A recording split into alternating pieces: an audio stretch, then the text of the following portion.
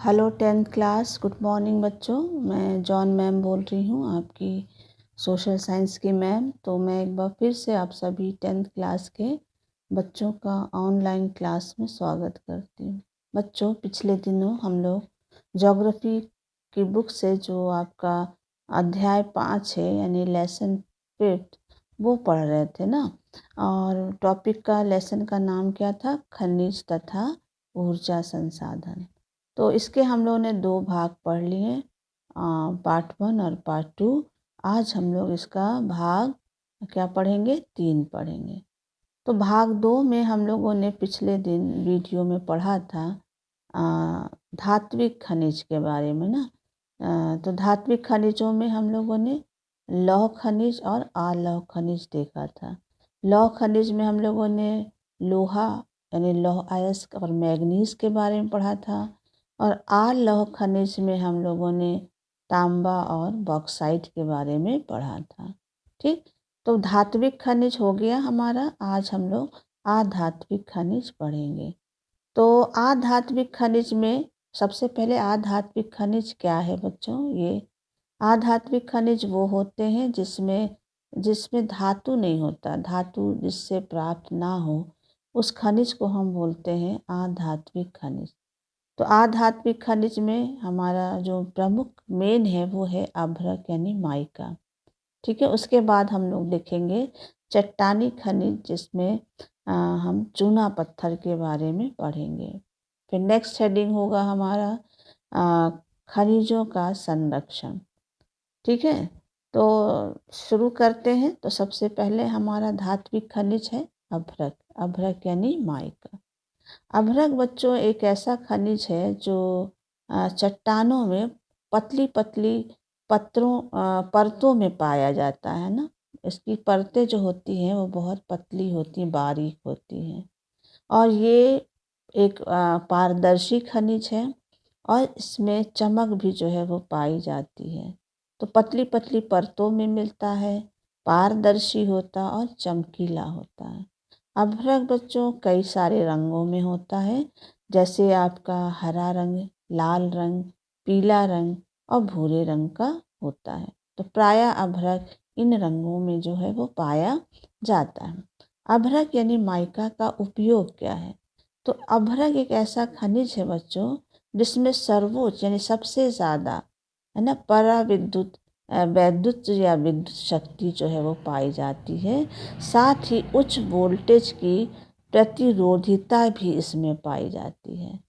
तो इस कारण से अभ्रक का उपयोग जो है वो ज़्यादातर विद्युत उद्योग में और जो इलेक्ट्रॉनिक का सामान होता है उसके बनाने में या इलेक्ट्रॉनिक उद्योग में अभ्रक यानी माइका का प्रयोग किया जाता है। भारत में अभ्रक उत्पन्न करने वाला राज्य कौन से हैं? कहाँ कहाँ भारत में अभ्रक का उत्पादन किया जाता है? तो भारत में अभ्रक उत्पन्न करने के जो 3 प्रमुख राज्य हैं, एक तो आपका है बिहार और झारखंड, और दूसरा है हमारा राजस्थान और आंध्र प्रदेश। ये 3 बड़े प्रमुख राज्य हैं जहाँ से अभ्रक का क्या किया जाता है? उत्पादन किया जाता है। तो राज्य झारखंड और बिहार से अभ्रक कहाँ से प्राप्त होता है? तो बिहार में गया जगह है बच्चों, तो गया में अभ्रक जो है वो निकाला जाता है ना। गया की खानों से अभ्रक निकाला जाता है। और झारखंड में अभ्रक जो है वो कोडरमा और हजारीबाग की खानों से क्या किया जाता है? अभ्रक जो है वो निकाला जाता है। तो ये भारत में सबसे ज़्यादा अभ्रक उत्पन्न करने वाले राज्य हैं बिहार एवं झारखंड। उसके बाद आता है हमारा दूसरा राज्य, वो है राजस्थान।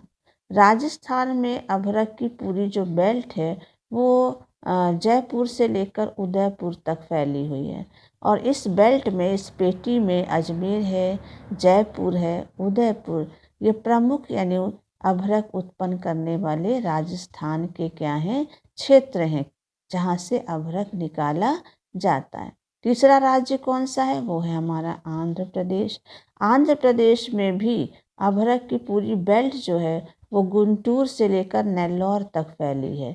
यानी आंध्र प्रदेश में नेल्लौर और गुंटूर जो हैं वो अभ्रक के प्रमुख क्या हैं, उत्पादक क्षेत्र माने जाते हैं।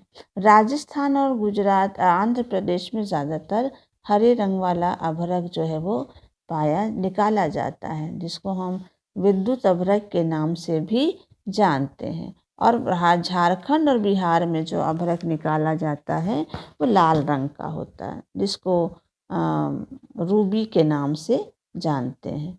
तो ये हैं हमारे भारत के 3 प्रमुख राज्य जहाँ से अभ्रक का क्या किया जाता है, उत्पादन किया जाता है। इन क्षेत्रों को एक बार हम लोग मैप में भी देख लेते हैं बच्चों। तो ये 3 प्रमुख राज्य हैं भारत के जहाँ से अभ्रक निकाला जाता है। नंबर 1 हमारा है बिहार और झारखंड, नंबर 2 है हमारा राजस्थान और नंबर 3 है हमारा आंध्र प्रदेश। हमने मैप में इन क्षेत्रों को दर्शाया है बच्चों। ये है गया, रेड बिंदु से मैंने दिखाया, ये है गया और गया जो है वो बिहार में है, ठीक है। और ये है हजारीबाग यानी झारखंड में। तो ये अभ्रक के उत्पन्न करने वाले क्षेत्र हैं जो बिहार और झारखंड में हैं। राजस्थान में अभ्रक की जो क्षेत्र हैं वो जयपुर से लेकर अजमेर और उदयपुर तक फैले हैं। यानी जयपुर, अजमेर और उदयपुर राजस्थान के प्रमुख अभ्रक उत्पन्न करने वाले केंद्र हैं। तीसरा राज्य है हमारा आंध्र प्रदेश। आंध्र प्रदेश में पूरी पेटी है, बेल्ट है, जो गुंटूर से लेकर नेल्लौर तक। ये जो डॉट मैंने रेड बनाया है ये नेल्लौर है और ये वाला डॉट जो है वो गुंटूर है। तो गुंटूर और नेल्लौर आंध्र प्रदेश में प्रमुख अभ्रक उत्पन्न करने वाले केंद्र जो हैं माने जाते हैं या क्षेत्र हैं, ठीक है। तो ये हो गया मानचित्र में अभ्रक उत्पन्न करने के 3 प्रमुख क्षेत्र। अब हम लोग चलते हैं आगे बच्चों, और वो है हमारा चट्टानी खनिज। चट्टानी खनिज में है आपका चूना पत्थर। चूना पत्थर यानी जिसको हम लाइम स्टोन भी बोलते हैं बच्चों।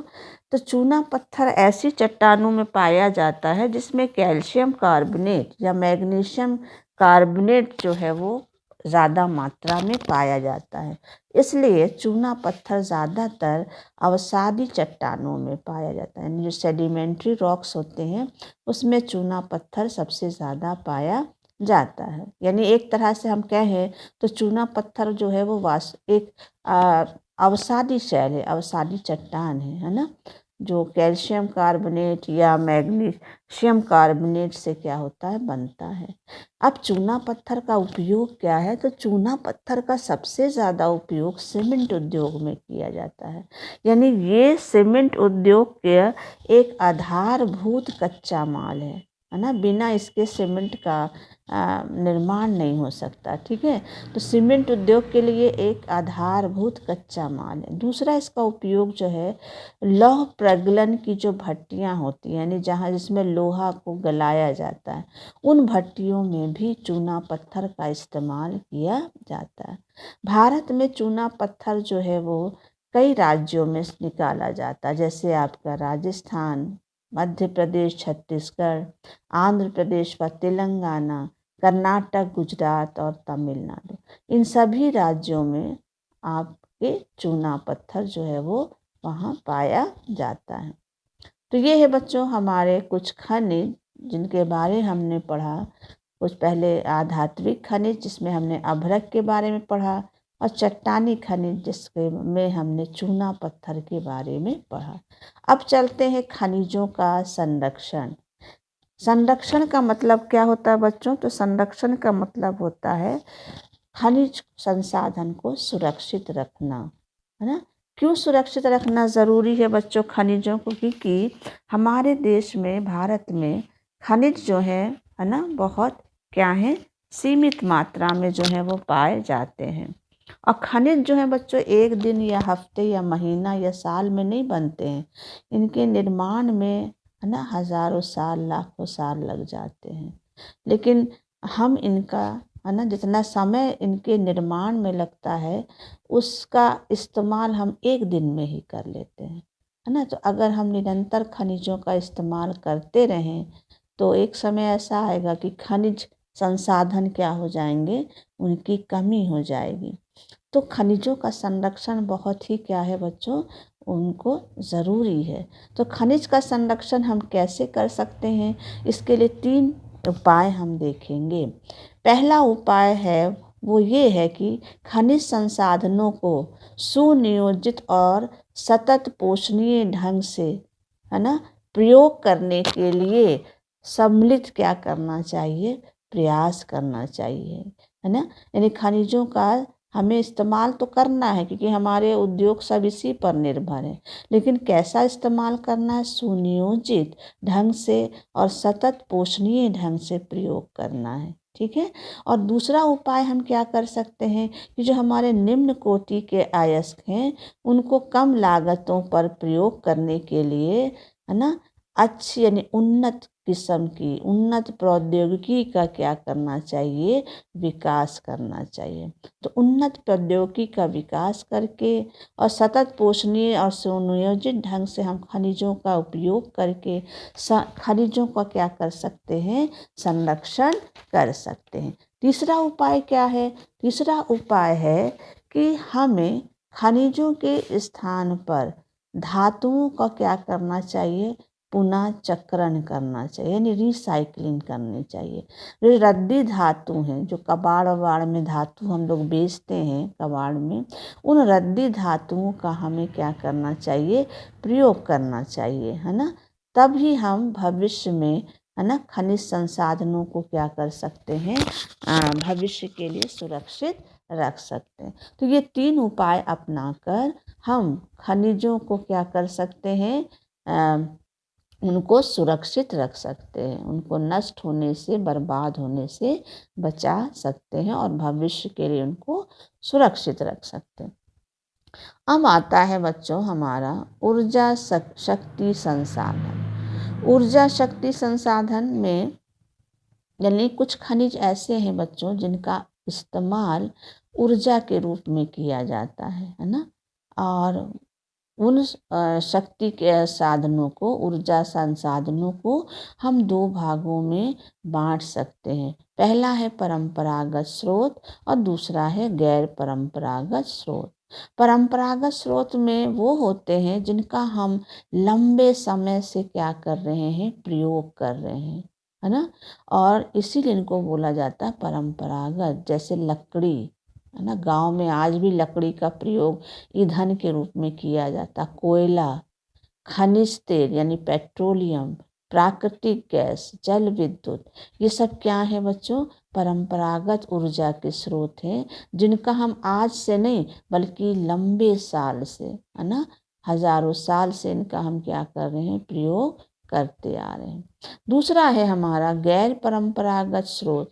गैर परंपरागत स्रोत में आते हैं सौर ऊर्जा, पवन ऊर्जा, भूतापीय ऊर्जा, बायोगैस और परमाणु ऊर्जा। इनको गैर परंपरागत क्यों बोला गया, क्योंकि ये नवीन ऊर्जा के साधन है ना। इनका जो है उपयोग जो है वो लंबे समय से नहीं हो रहा है, जिसके कारण इनके भंडार जो हैं वो पर्याप्त मात्रा में पाया जाता है, यानी अपार भंडार है इनका। हम इनका जितना इस्तेमाल करें ये समाप्त नहीं होने वाले।